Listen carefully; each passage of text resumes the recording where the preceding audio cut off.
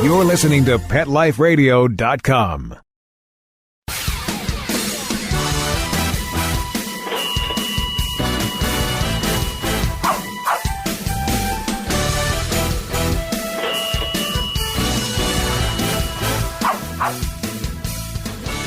Hello and welcome to Six Figure Dog Business. I'm your host, Ty Brown of TyTheDogGuy.com.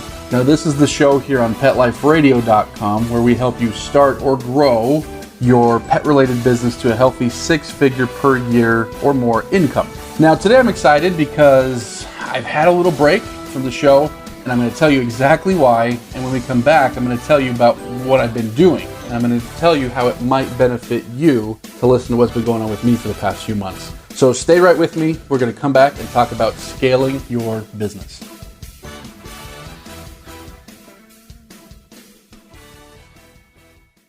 Not pumped about cleaning the litter box? Try World's Best Cat Litter Zero Mess, the litter that gives you 2 times better clumping and more odor control with less litter. That's right, you scoop once and you're done. No chiseling, no scraping, no crumbling, no problem. Looking for fast and easy litter box cleanup? Zero Mess. Try it. You're welcome in advance. Save $2 on World's Best Cat Litter. Visit www.saveonworldsbest.com. Let's talk pets on PetLifeRadio.com.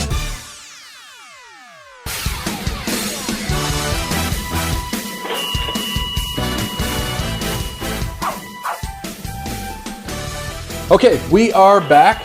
Like I say, welcome to the show. It's been a few months. Now, I need to apologize because I know a lot of folks do like this show.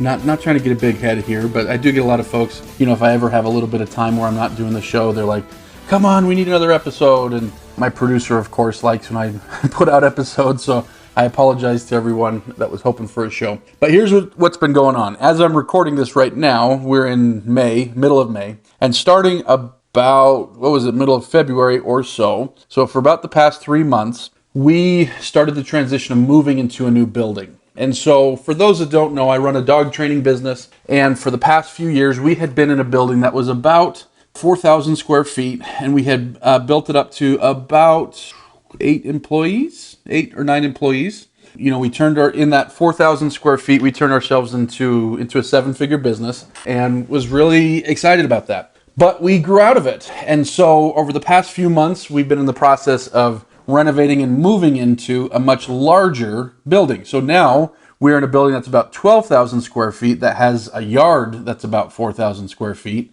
It's downtown Salt Lake City, so great location.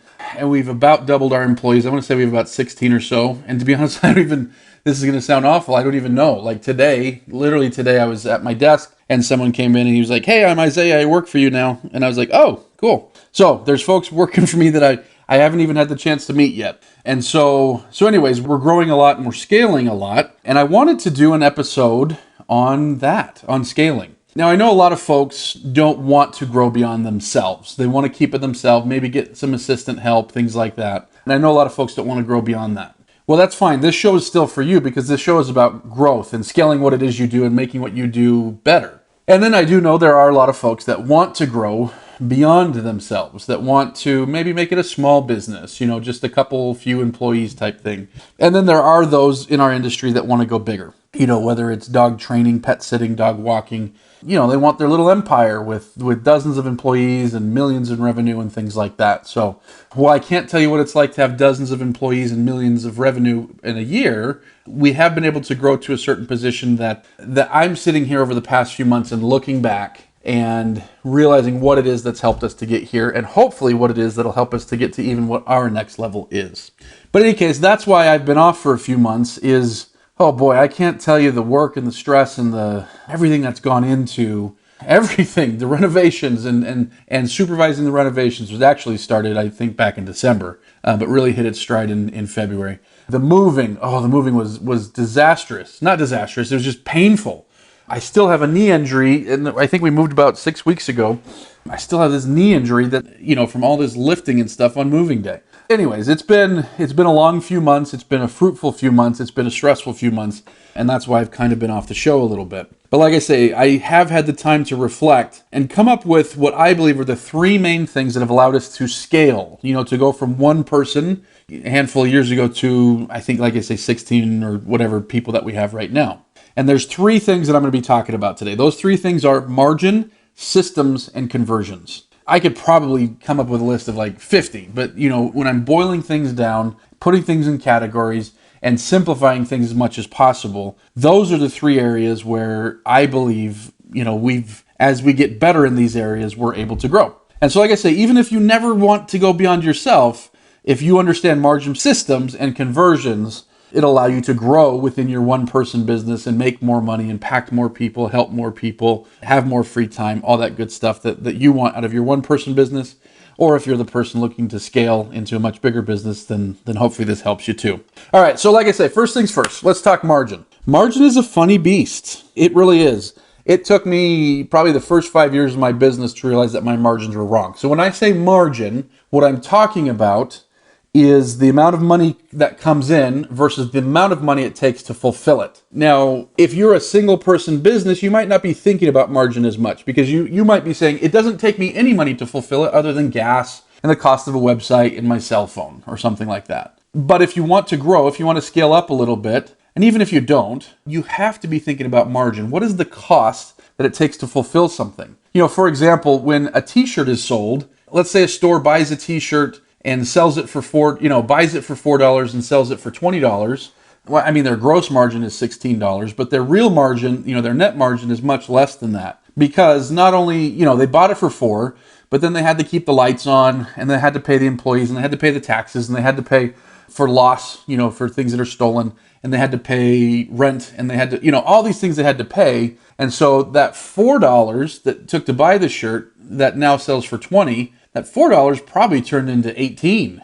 It took $18 worth of everything, of overhead and everything, in order to be able to sell that shirt for $20. That would probably be something pretty typical. So margin, of course, there would be 10%. In the pet industry that we're in the dog industry, oftentimes our margins can be deceptively big. When I say deceptively big, I go back to the days where I was a one-person operation, and let's say I made $200,000 in a year. I probably had, what would I spend in gas? I don't even remember, 2,000 miles a month, probably 100 gallons. So, probably $4,000 a year on gas, another $4,000 on maintenance on the car or whatever. Equipment that I bought, training collars and stuff, might have been 20,000 or something. So let's say, 200,000, I had $30,000 in expenses. And so I kept 170,000, not including taxes, but let's say I kept about 170,000 before paying taxes. I looked at that as margin, but in reality, if we're talking about a real business, that's not the margin. Because let's say that tomorrow I broke my leg and I had to hire somebody to do what I was doing in order to keep my business going. Well, out of that 170,000 to do everything I was doing, I mean, the reality was if I was bringing in 200,000, I was playing the role of trainer and sales guy and assistant and things like that. So if I had to hire somebody to do what I was doing, I probably would have had to pay an assistant $24,000 a year and paid, a trainer $60,000 or $70,000 a year or something like that, the amount of work that I was doing. And so my real margin wouldn't have been $170,000. My real margin would have been that minus what it cost to fulfill that, for example. And so I find that in our industry, in the pet industry, people, as they set up their business, almost everyone sets up their business as a one-person operator to begin with. Almost everyone. Unless unless you've got some money or you get a loan or somehow you work your way into like a daycare or a grooming salon or something like that. A lot of folks in our industry are going to start as one person. And so they look at margin as what they bring home. When you start growing, that becomes a problem because there's not always the money. If you've always been saying, okay, my margin is what I keep, again, what happens when you need to hire an assistant? You're digging right into what you keep. And so most pet businesses that start out as one or two person operations aren't thinking margin in terms of, okay, at a certain point I'm going to need to hire, so I need to make sure I'm building that cost in from the beginning. I'm building in the cost of the assistant. Maybe I don't even have an assistant yet, but I need to build it in. I'm building in the cost of another trainer or another dog walker or another pet sitter. Even though I don't already have that, I need to build it in because when the time comes that I want to hire that person, if I haven't built it in, my prices are out of line and I'm not going to be able to hire them. Does that make sense? And that goes for everything, whether you're looking to hire an assistant or whether you're looking to upgrade your van that you use for pet sitting or whatever. If you're not building that cost in from the beginning, it's unlikely that you're going to get to a certain point and find yourself with the ability to pay for that van, to pay for that new employee, to pay for the $10,000 in kennel improvements that you need or whatever the case might be, because you didn't foresee and build it into the margin in the first place. And so how do you determine the right margin? Good question. There's not a great answer. I mean, there's certain guidelines you might want to look at. I can tell you that in service industries, that oftentimes in service industries, service professions are looking to spend about 20 to 35% in labor.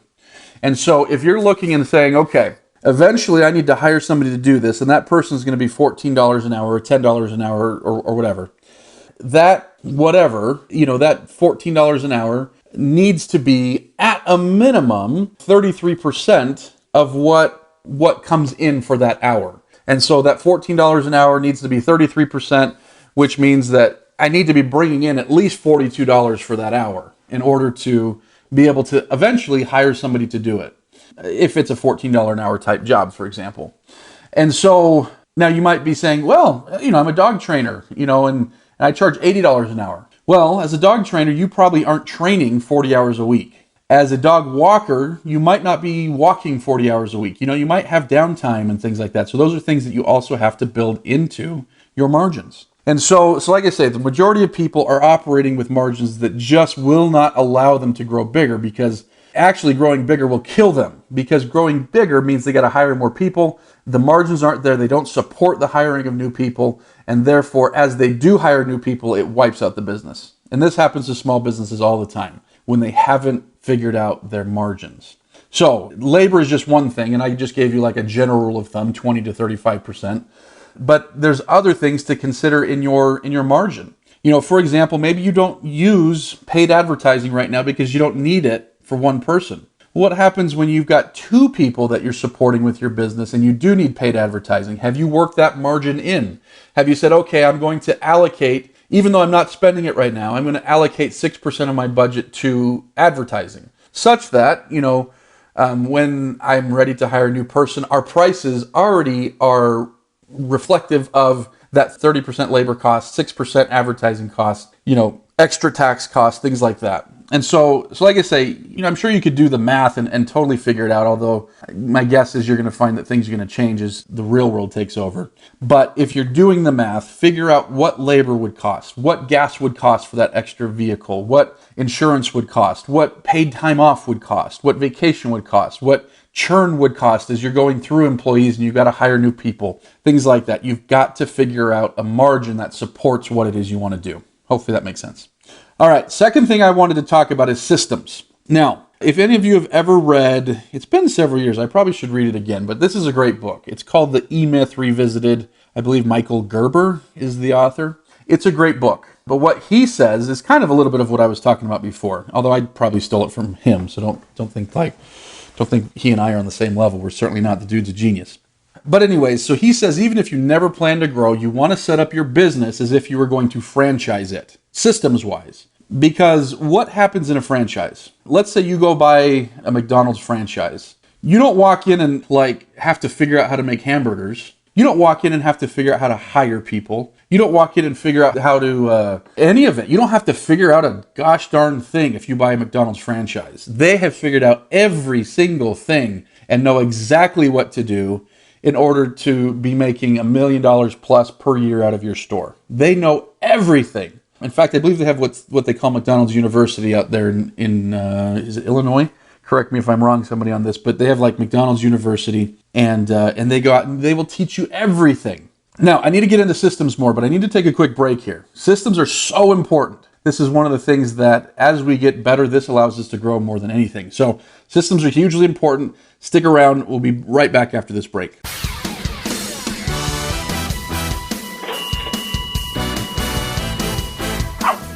Sit. Stay. We'll be right back after a short pause.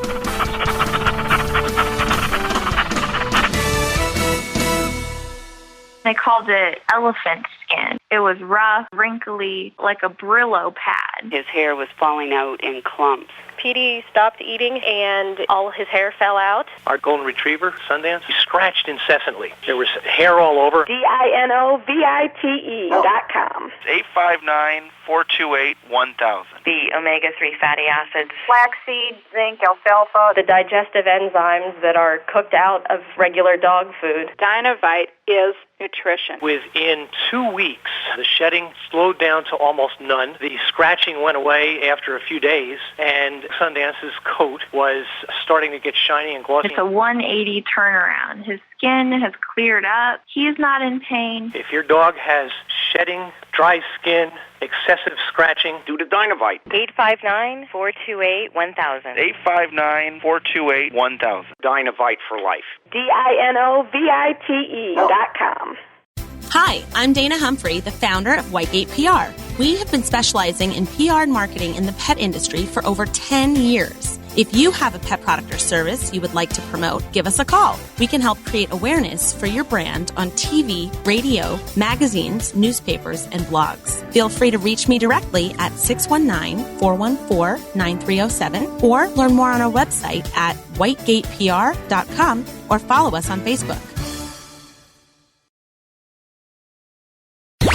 Let's talk pets Let's talk pets on Pet Life Radio. Pet Life Radio. PetLifeRadio.com.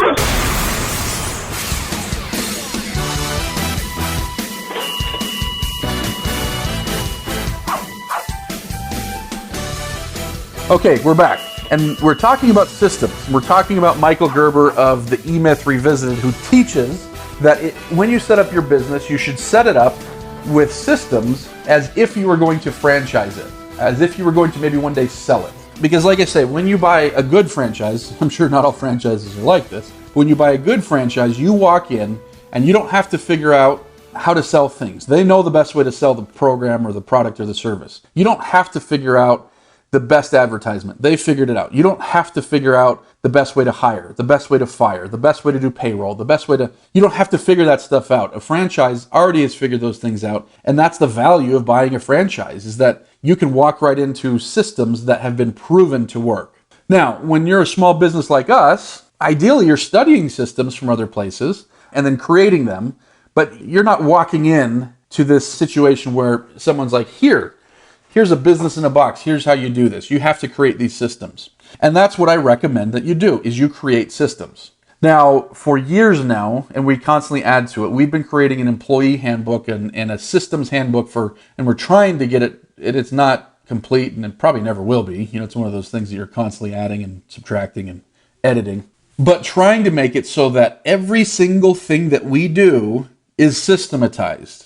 And so I've got scripts written out. So if someone's trying to sell training, here's how you do it. You know, we've got systems written out for here's how you charge somebody's credit card. We've got systems written out for here's how you order training callers from this company. We've got systems written out for here's how you do this, that, and the other. We've got systems written out for here's how you clean this. So like every component of the business, there's systems for it. And again, like one thing that we need to do better as a company is actually use those systems, because sometimes we write them out and then they don't get used as much as they should. They don't get adopted as much as they should. But anyways, that's one area where we're always trying to get better is systems. Because if you're going to scale and you're going to add an employee, well, it might be easy, not easy, but you know, it might be easier the first time because it's just you and that person and you're with them a lot. When you add the third person, your time is spread a little bit more thin. You probably don't have as much time with the third person. When you're hiring the 10th person, you definitely don't have much time to spend. When you're hiring like I say, today I met a new employee for the first time. I don't have much time to spend with this young man that just got hired on. I'm hopefully gonna, I want to spend time with him to teach him things that I know and to kind of inculcate our culture and things like that. But we have a system for hiring. I'm actually really bad at hiring. I see anybody and anybody comes in with a nice story and they say nice things and I'm like, you're good, I like you, you're hired. And so at my company, hiring has been taken out of my responsibilities because I make bad hires. I make good hires too, but I make probably as many bad hires as I make good hires. just because I'm like, well, we need somebody, you're here, you're nice, you're willing to work the hours we need for the money that we need. Sure, you're hired. And I don't think too much beyond that. And so like I say, we came up with a system for hiring people, and other people do that part of the system. And so it allows me, when you get 1 employee, 2 employees, 3, 4, 5, you get to the point where you're not doing the job anymore. I don't train dogs very much anymore, and I'm fine with that, actually. I do train some dogs, but I love what I do in helping other people become better trainers and helping my other staff be, better at dog daycare and dog boarding, in doing sales and marketing and things like that. So I love what I do. It's just that I'm not doing the job anymore. I'm doing a whole new different job, more of a CEO type job. And I'm trying not to make that sound more grandiose. We're just we're a small company, but I'm doing so much more of the bigger picture stuff because we have systems, because we can bring a new person in and he gets trained in that system or she gets trained in that system, and I don't have to worry about it. I just got to make sure I's are dotted and T's are crossed and things like that. But I find that most people have systems. I mean, it's not like they're reinventing the wheel every time they sell something or every time they walk a dog, or, they have systems, but they aren't categorized, they aren't defined, they aren't written down. And so whether or not you're going to grow, start writing down your systems, all of it. Because again, even if you're going to be a single person business, you don't know that you might break your leg. You don't know that you might be in the hospital and you need to have somebody, at least doing some of your business. And wouldn't it be nice to hand them off a notebook and that says, hey, here's how you do this, this, and this, or some Google Docs that say, here's how you do this, this, and this? That'd be great, wouldn't it? But especially if you are going to grow, you have to be able to hand off systems. Now, systems need to be moldable and changeable, but you have to have them. Otherwise, you're going to find yourself in a position where everybody's trying to do things based on how they think things should be done, and that's a recipe for disaster. Everyone has to be on basically the same page. Doesn't mean everyone's a clone and a drone. It means that, you have a way that things are done, and everyone's personality is injected into how they do it, but there has to be a system. The hardest one that I found is a sales system. And so, maybe that's a podcast for a whole other day, but having a system to sell things is huge. Right now, I'm still heavily involved in our sales, although a lot more sales are being made by other employees, which is amazing to me. I remember back like 11, 12 years ago, my dad saying, so do you think you'll ever grow this? And I told him, no, I don't think I could ever train anybody to train as good as I do or to sell as good as I do or any of that. So I think I'm just going to be a one-person business forever. That's what I told my dad like 11 years ago. We had this conversation the other day. He was like, remember when you said that?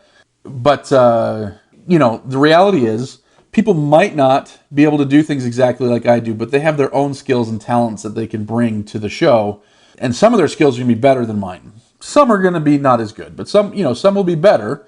And everyone can, that has the right aptitude can learn their job if we give them an outline on how to do it. So start designing systems for everything, for how you sell, for how you answer the phone, for how you fulfill, for how you gas up the bloody car if you have to.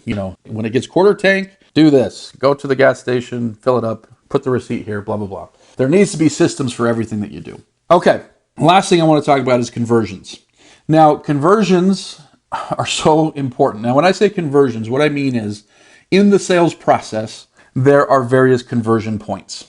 And so, for example, 10 people come to your website, or 100 people or whatever, arbitrary number. Out of 100 people, how many people will contact you? That's a conversion. That's a lead conversion, right? And so if 100 people come and 2 people contact you, that's a poor lead conversion. If 100 people come and 10 people contact you, that's a pretty good lead conversion. And so understanding your conversions is how you can grow. Because let's say, and I'm going to go through a couple examples here, but let's say that you are getting 6% lead conversion and you recognize, hey, I know other people are getting 10 or 12 visitors that turn into leads. Well, shoot, what can I do to get from 6 to 8? And if you get from 6 to 8, the same traffic will provide you 33% more leads. And so if you're looking to grow your business and scale your business from you to more people, or just simply grow within, one person, would 33% more leads help you? Yeah, it probably would. It'd be hard to say no to that question. And so looking at your conversions are huge. Now that's one conversion. What's another conversion? How many leads does it take to turn into a sale? And so again, if you're looking, you're saying, well, we get 10 leads and we create 4 sales, or we get 10 leads and we create 3 sales or whatever. What if you could get from 3 to 4? That's another 33% jump. Or what if you can get from 5 to 6? That's a 20% jump. A 20% jump, that's basically a 20% raise. And so if you're looking to grow your business or scale your business, most people are tempted to start doing more. Let me do more advertising. Let me write more articles. Let me do more Facebook posts, whatever. And more isn't bad, but look at what you're already doing first and get better conversions first, because that's the lowest hanging fruit. These are things that you are already doing. You already have a website that already has traffic. That traffic already turns into leads. Those leads already turn into sales. All these things are already happening. If you can get 10% better at this one and 5% better at that conversion metric and 3% better there and 15% better there, if you can just improve that, you don't have to go spend more on advertising and do more Facebook posts and do all these extra things